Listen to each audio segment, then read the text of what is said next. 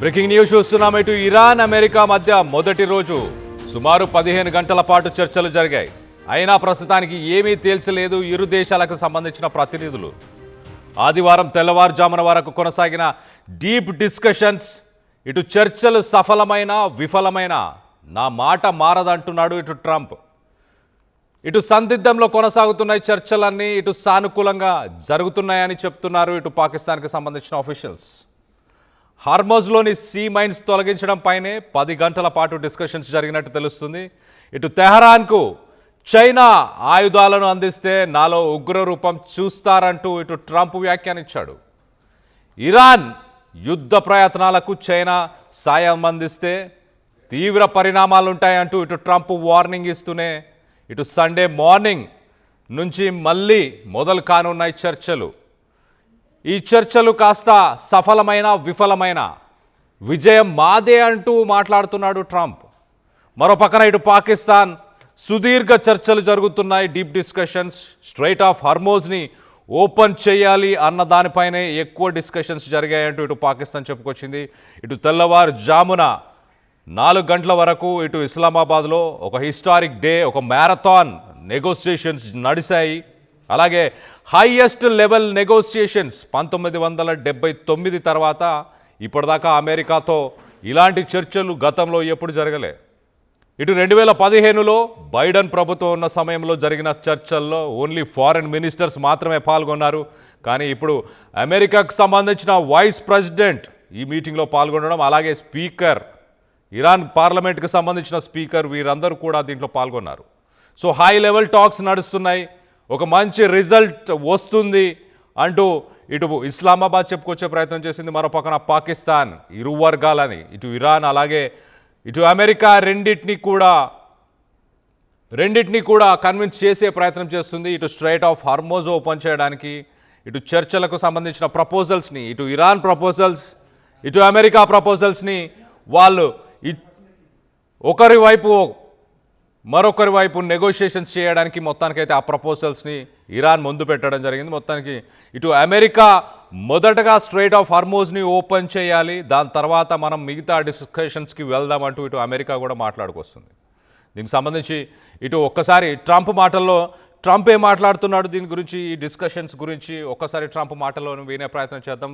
మొదటగా తను ఒక ట్వీట్ చేశాడు. ఇటు ఆ ట్వీట్లో based on the conversations with prime minister Shehbaz Sharif and field marshal Asim Munir of Pakistan.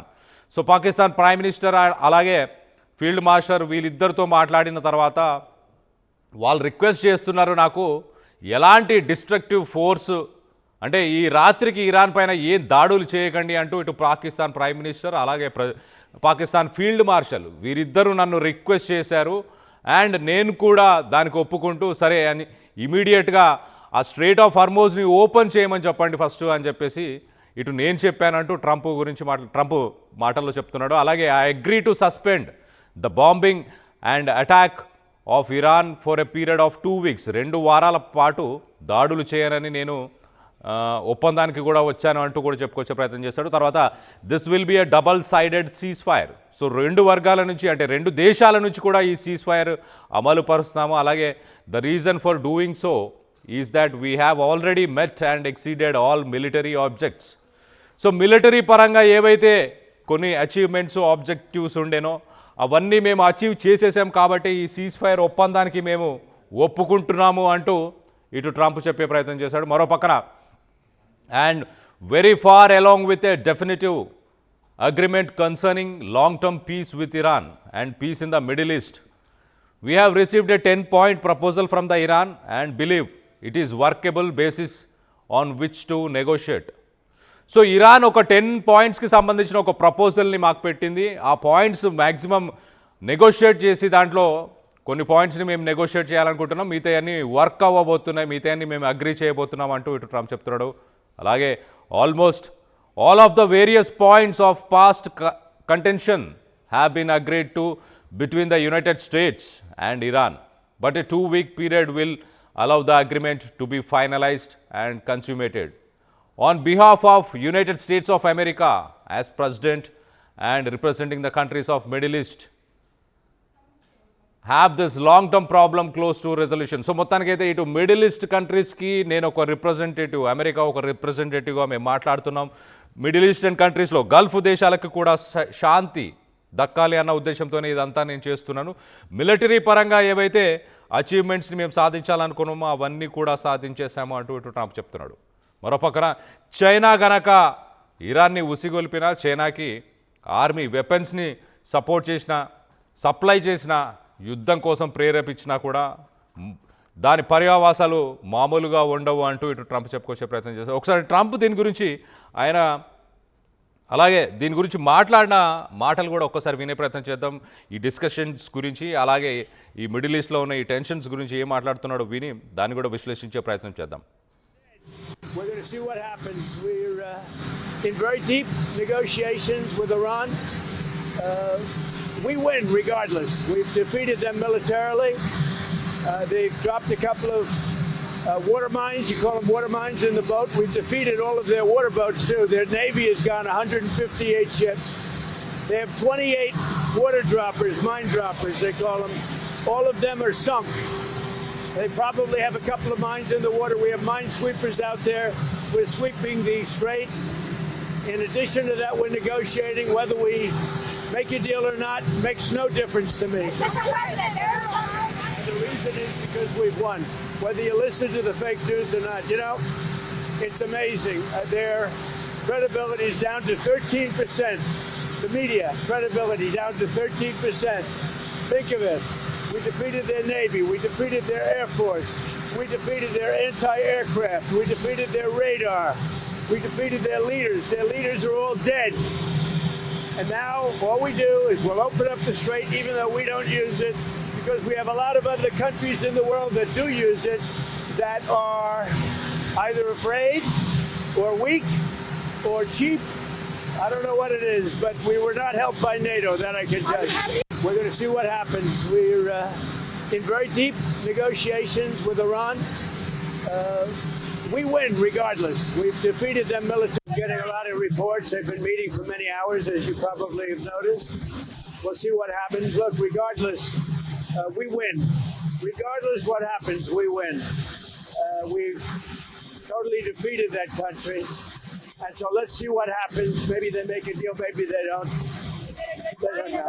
From the standpoint of America, we win. One of the things that's happening is that boats are sailing up and heading out to our country. Big, beautiful tankers, and we're loading them up with oil and gas and everything else. And it's a pretty beautiful thing to see. ఇటు Trump చెప్పిన మాటల్లో regardless of whatever happens we win. జరగాల్సిందంతా జరిగిపోయింది. Top leaders అందరినీ చంపేశాము, వాళ్ళ navy మొత్తాన్ని destroy చేశాము, వాళ్ళ ఎయిర్ ఫోర్స్ని డెస్ట్రాయ్ చేసేసాము, చేయాల్సిన అచీవ్మెంట్స్ అన్నీ అయిపోయినాయి. ఇప్పుడు ఇరాన్ దగ్గర ఇంకా ఏమీ లేవు. సో ఏ చర్చల్లో ఏమి రిజల్ట్ వచ్చినా కూడా ఖచ్చితంగా మేమే గెలుపొందాము. అండ్ ఈ గెలుపుకి ఇతర దేశాలు ఏవి కూడా కారణం కాదు. నాటోకు సంబంధించిన దేశాలు అసలు హెల్ప్ చేయలేదు. అవి చాతగానివా లేకపోతే అవి చీపా, ఆ దేశాల గురించి వాళ్ళకే వదిలేస్తున్నాను, కానీ నాటో నాకు ఎలాంటి హెల్ప్ చేయలేదంటూ ఇటు ట్రంప్ మాట్లాడుతున్నాడు. సో మొత్తం మీద డీప్ డిస్కషన్స్లో ఉన్నాము. సాధించాల్సిందంతా సాధించేసాము. 158 షిప్స్ని కూల్చేశాను. ఆ మైన్స్ ఏవైతే మైన్స్ని పెట్టే షిప్స్ ఉన్నాయో వాటిని కూల్చేశాను. వాళ్ళ ఎయిర్ ఫోర్స్ మొత్తాన్ని ధ్వంసం చేసేసాను. రాడార్ సిస్టాన్ని ధ్వంసం చేసేసాను. మేము గెలిచేసాం. సో చర్చల్లో ఖచ్చితంగా ఇరాన్ మేము చెప్పిందే వినే అవకాశం ఉంటుంది, కానీ ప్రపంచ దేశాలు మాత్రం మాకు ఎలాంటి హెల్ప్ చేయలేదు అంటూ ఇటు ట్రంప్ చెప్పుకొచ్చే ప్రయత్నం చేస్తున్నాడు. సో మొత్తం మీద డీప్ డిస్కషన్స్ అయినాయి. ఒక 15 గంటల పాటు సుదీర్ఘ చర్చలు నడిచాయి. ఆ సుదీర్ఘ చర్చల్లో మొదటగా ఇటు స్ట్రెయిట్ ఆఫ్ హార్మోజ్ని ఓపెన్ చేయాలి. ఆ స్ట్రెయిట్ ఆఫ్ హార్మోజ్ని ఓపెన్ చేసిన తర్వాత ఇతర దేశాలకు సంబంధించిన నావీ ఎస్కాట్స్ ద్వారా ఆ వెజల్స్, ఆ షిప్స్ వచ్చేలాగా అవకాశం ఇవ్వాలి అంటూ ఇటు ఇరాన్కి ఆ ప్రపోజల్ని అమెరికా పెట్టినట్టు తెలుస్తుంది. రానున్న రోజుల్లో ఇప్పుడు నెక్స్ట్ జరిగే చర్చల్లో, నెక్స్ట్ జరిగే దాంట్లో ఇటు ఇరాన్ దగ్గర ఉన్న యురేనియం ప్యూరిఫికేషన్ ఫెసిలిటీస్ కావచ్చు, యురేనియం ప్యూరిఫికేషన్కి సామర్థ్యం కావచ్చు, ఆ కెపాసిటీ కావచ్చు, వాళ్ళ దగ్గర ఉన్న ఆ నిల్వలు కావచ్చు, వాటన్నిటి గురించి కూడా చర్చించే అవకాశం ఉంది. ఇటు ట్రంప్ మాట్లాడుతూ గతంలో ఉన్న ప్రభుత్వాలు, గతంలో ఉన్న రెజిమ్ అవన్నీ కూడా వేరే రకంగా ఉండే, ఇప్పుడున్న వాళ్ళు స్మార్ట్ ఇంటెలెక్చువల్ పీపుల్ ఉన్నారు, వీళ్ళు స్మార్ట్ డెసిషన్స్ తీసుకుంటారు అంటూ చెప్పుకొచ్చే ప్రయత్నం చేశాడు. సో మొత్తం మీద టాప్ లీడర్స్ అందరినీ చంపేశాము, నావీ, ఎయిర్ ఫోర్స్, అలాగే రాడార్ సిస్టమ్ వీటన్నిటిని కూడా క్లియర్ చేశాము. ఇరాన్లో ఏవైతే మేము అచీవ్ చేయాలనుకున్నామో ఆ అచీవ్మెంట్స్ అన్నీ కూడా చేశామంటూ ఇటు ట్రంప్ చెప్తున్నాడు. మరో పక్కన ఇస్లామాబాద్ చాలా క్లియర్గా నెగోషియేషన్స్ ముందుకు వెళ్తున్నాయి. ఇంకా కొన్ని ప్లేన్స్లో ఇరాన్కి సంబంధించిన ఆఫీషియల్స్, ఇంకా ఇరాన్ నుంచి కొన్ని ప్లేన్స్ వచ్చాయి, ఆ ఆఫీషియల్స్ కూడా వచ్చారు.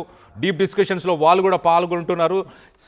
చర్చలు ఖచ్చితంగా సక్సెస్ అవుతాయి అంటూ ఇటు పాకిస్తాన్ చెప్పే ప్రయత్నం చేస్తుంది. పాకిస్తాన్కి సంబంధించిన ఒక డిప్లొమాట్ మాట్లాడుతూ ఇరాన్ అలాగే అమెరికా నెగోషియేషన్స్ డైరెక్ట్గా ఉన్నాయి ఈ పాకిస్తాన్ పార్టిసిపేషన్స్తోని. అలాగే పాకిస్తానీ డెలిగేషన్ ఏదైతే ఉందో అది నావిగేషన్కి సంబంధించి, అంటే ఈ స్ట్రైట్ ఆఫ్ హార్మోజ్లో ఆ వెజల్స్ వెళ్ళడానికి, షిప్స్ వెళ్ళడానికి దా ప్రపోజల్ని ముందు పెట్టి దానికి సంబంధించిన డెలిగేషన్తో మాట్లాడడం జరిగింది. అలాగే పాకిస్తాన్కి సంబంధించిన ఈ ప్రపోజల్లో జాయింట్ ప్యాట్రోల్స్ ఇన్ స్ట్రెయిట్ అంటున్నారు. జాయింట్ ప్యాట్రోల్స్ అంటే ఆ షిప్స్కి ఎస్కాట్స్గా వెళ్ళడానికి ప్రపంచ దేశాలకు సంబంధించిన నావీ కూడా ఉండబోతుంది అంటూ ఇరాన్తో ఆ ప్రపోజల్ని ఇటు పాకిస్తాన్ పెట్టారు అంటూ చెప్పుకొచ్చే ప్రయత్నం చేస్తుంది. మరోపక్కన ఇటు ఒక్కసారి మనం చూస్తే కనుక గతంలో 1979 నుంచి ఇప్పటిదాకా ఇరాన్ పైన అమెరికా 40 సంవత్సరాల పాటు ఆంక్షలను విధించింది. ఈ 40 సంవత్సరాల్లో ఎప్పుడు కూడా గతంలో వైస్ ప్రెసిడెంట్ ఎలాంటి నెగోసియేషన్స్లో కూడా అమెరికాకు సంబంధించిన వైస్ ప్రెసిడెంట్ పాల్గొనలేదు. అలాగే ఇరాన్కి సంబంధించిన పార్లమెంట్ స్పీకర్ కానీ హైయర్ ఆఫీషియల్స్ కానీ ఈ డిస్కషన్స్ జరుగుతున్న సమయంలో మధ్యలో వీళ్ళ అమెరికాకు సంబంధించిన ఆఫీషియల్స్తో, అంటే ట్రంప్తోని ఇటు వైస్ ప్రెసిడెంట్ జేడీ వ్యాన్స్ ఆయన ఫోన్లో మాట్లాడడం, ఎప్పటికప్పుడు డెసిషన్ మేకింగ్ చేయడం. ఎట్ ద సేమ్ టైం ఇటు ఇరానియన్ పార్లమెంట్కి సంబంధించిన స్పీకర్, ఫారెన్ మినిస్టర్ అబ్బాస్ అరాగాచి వీరందరూ కూడా ఇటు మొస్తబాతోని కానీ అలాగే ప్రెసిడెంట్ పెజాష్కియన్తో కూడా చర్చలు, అంటే ఇటు ప్రపోజల్స్ గురించి డిస్కషన్ చేయడం, తర్వాత అక్కడ ఇరాన్లో ఉన్న సుప్రీం లీడర్స్తో కానీ ఆ ప్రెసిడెంట్తోని మళ్ళీ ఫోన్ కాల్స్లో మాట్లాడి ఏం మాట్లాడాలి అని ఎప్పటికప్పుడు మాట్లాడుకుంటూ, సో మొత్తం మీద 15 గంటల పాటు నాన్ స్టాప్ సుదీర్ఘంగా పాకిస్తాన్లోని ఇస్లామాబాద్లో ఉన్న లగ్జరీ హోటల్ సెరెన్ అనే ఒక లగ్జరీ హోటల్లో ఈ డిస్కషన్స్ అన్ని కొనసాగుతూనే వస్తున్నాయి. సో రానున్న కొన్ని గంటల్లో ఇప్పుడు రెండో రోజుకు సంబంధించిన చర్చల్లో ఖచ్చితంగా ఇటు యురేనియం ప్రొడక్షన్ అలాగే స్ట్రెయిట్ ఆఫ్ హార్మోజ్ ఓపెన్ చేసే కండిషన్స్, ఇటు ఇరాన్ని మళ్ళీ రీబిల్డ్ చేసుకోవడానికి, రీకన్స్ట్రక్ట్ చేసుకోవడానికి ఇరాన్ డబ్బులు అడుగుతుంది. ఇటు ప్రపంచ దేశాల నుంచి, మరి ముఖ్యంగా అమెరికా నుంచి బిలియన్స్ ఆఫ్ డాలర్స్ని నష్టంగా, ఈ యుద్ధానికి నష్టంగా ఆ కన్స్ట్రక్షన్ చేసుకోవడానికి, మళ్ళీ రీకన్స్ట్రక్ట్ చేయడానికి వాటన్నిటి కోసం డబ్బులు అడుగుతున్నట్టు తెలుస్తుంది. సో మరి దానికి కూడా ఒప్పందానికి సిద్ధంగా ఉన్నామంటే ట్రంప్ ఒక పక్కన ఇరాన్ ముందుకు తీసుకొచ్చిన 10 పాయింట్స్ మాకు సమ్మతమే, కొన్ని పాయింట్స్ కొంత నెగోషియేషన్ చేసుకుంటే సరిపోతుంది అంటూ ఇటు ట్రంప్ మాట్లాడాడు. మరో పక్కన యుద్ధాన్ని మేము ఆల్రెడీ ఎప్పుడో గెలిచేసాము, ఈ పీస్ టాక్స్ ఎలాగా కంటిన్యూ అయినా కూడా సక్సెస్ అయినా అవ్వకపోయినా ఇరాన్ పైన యుద్ధంపై మేము సక్సెస్ ఆల్రెడీ అయిపోయాము, అక్కడ ఉన్న నావీని నాశనం చేసేసాము, అలాగే వాళ్ళ ఎయిర్ ఫోర్స్ రాడార్ సిస్టమ్ పూర్తిగా ధ్వంసం చేశామంటూ ఇటు ట్రంప్ చెప్పుకొచ్చే ప్రయత్నం చేశాడు. సో దీనికి సంబంధించి మీరేమనుకుంటున్నారు? యుద్ధం ముగిసిందని మీరు భావిస్తున్నారా? రానున్న రోజు జరిగే చర్చల్లో ఎలాంటి అంశాలపైన డిస్కషన్ జరగబోతుందని మీరు అభిప్రాయపడుతున్నారు? అసలైన తొలి వెలుగు. ఫాలో వాట్సాప్ @తొలి వెలుగు official.